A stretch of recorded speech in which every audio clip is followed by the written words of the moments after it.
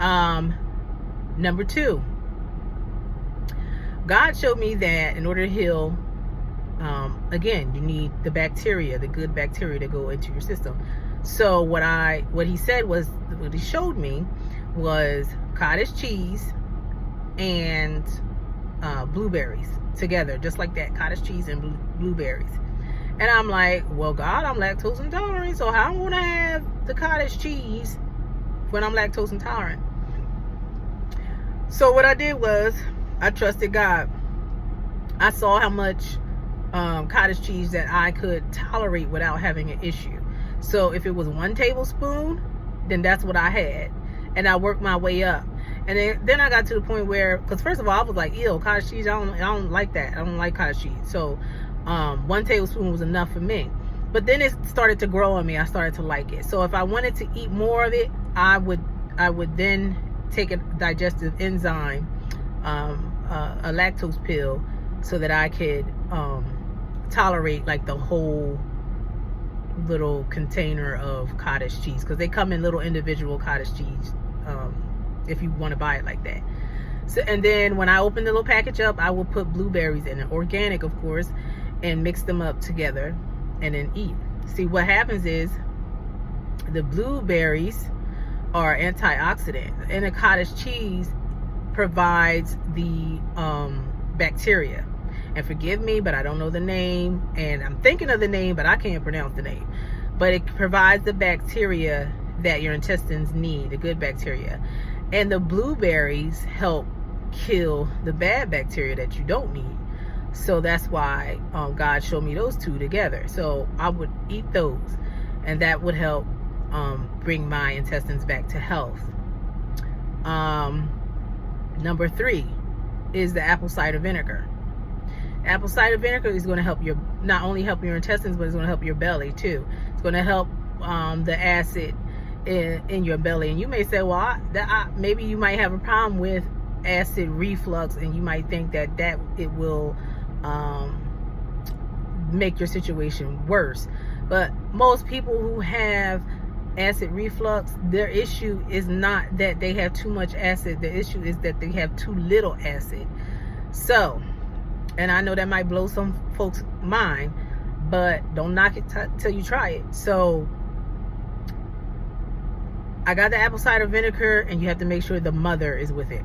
Don't ask, I don't know what that means, but when you go looking for organic apple cider vinegar, most of them will say with mother. Okay, I don't know what that means, but maybe y'all know what it means. Okay.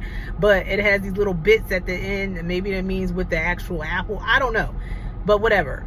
So I get the apple cider vinegar with the mother. Some people just drink that straight up, but I find it very disgusting. I cannot drink it just straight up.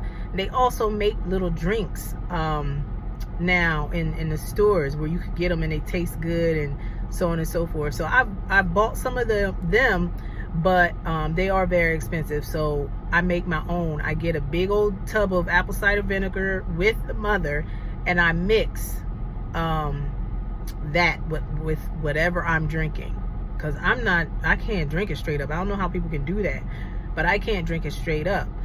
And that will help not only with the acid in your stomach, but it also will help with the bacteria in the gut.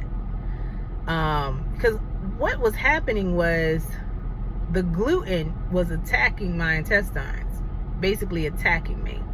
And I try to explain to people like, okay, no, I can't have any gluten, and sometimes I fall, y'all. I ain't gonna lie. Sometimes I'm like, you know what? Forget it. That donut looking good over there. Me and you just about to throw down. But what I've noticed is I still have a reaction, but it's not that bad.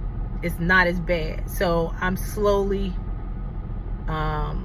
building back my intestines. But a lot of people don't understand when you say, well, no, I'm going to go gluten free. They think you're just going along with the fad. No, I'm not going along with what everybody's saying. I'm trying to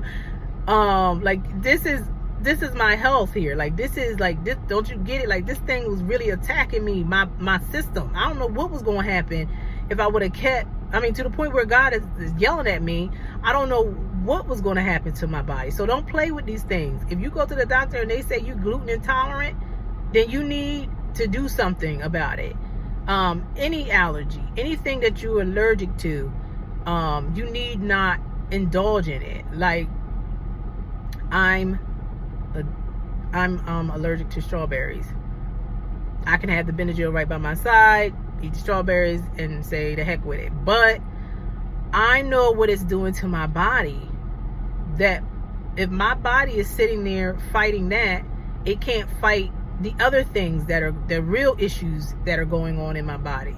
So I don't want to take my reserves, my white blood cells, my antibodies, I don't want to take them out of play because they're sitting there fighting strawberries, which is, we all know, is not really a real threat, but for whatever reason my body thinks it is. So I just rather not indulge in them so that I don't have some type of immune response, so that when something real does come along, like, I don't know, measles or whatever, my body can't fight it off because it's too busy fighting off strawberries. Anyway, so those are the 3 things you want to do. Plus, number 4 would just be to just stop eating gluten. Just stop. And lots of things have gluten in it, not just bread. So you got to be careful. Some people can't eat rice and some people can't. Like for me, I notice I can't eat rice, and they say, oh, that's fine for people who have gluten or celiacs, that you can eat rice. But for me, whatever type of gluten that's in that rice, I can't digest it. So I stay away from it. You have to find out what works for your body and what doesn't work for your body. Everybody is different. So, and I ain't gonna lie, it's hard. But one of the things you could, like I said, you could just stop altogether. You can stop. I can't do that. I'm not gonna lie. I can't do it. So, what you can do is find other grains besides wheat. Other grains such as millet, spelt, may have gluten in it, but not to the level of the wheat that's on the market right now, because gluten gets added. Like, remember 30 years ago, nobody was talking about gluten. Nobody was talking about celiacs. Nobody barely even knew what that stuff was. But it's because the industry is packing everything full of gluten, because we have grown to like the taste of it. We've grown to like the texture of it.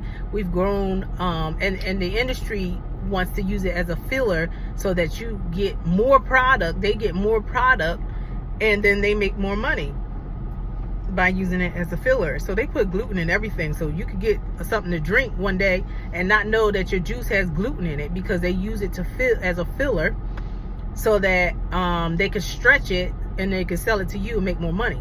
So you got to be very careful these days. And this is why, because the body is like, the human body is like, whoa, we're getting way too much gluten. We got to expel this stuff, and the body can't tolerate it. And so that's why everybody's getting gluten. Eventually everybody's gonna have a gluten problem, because they're just packing it full. And I say they, you can figure out whoever they want, you want to call it, but the powers that be are allowing this. So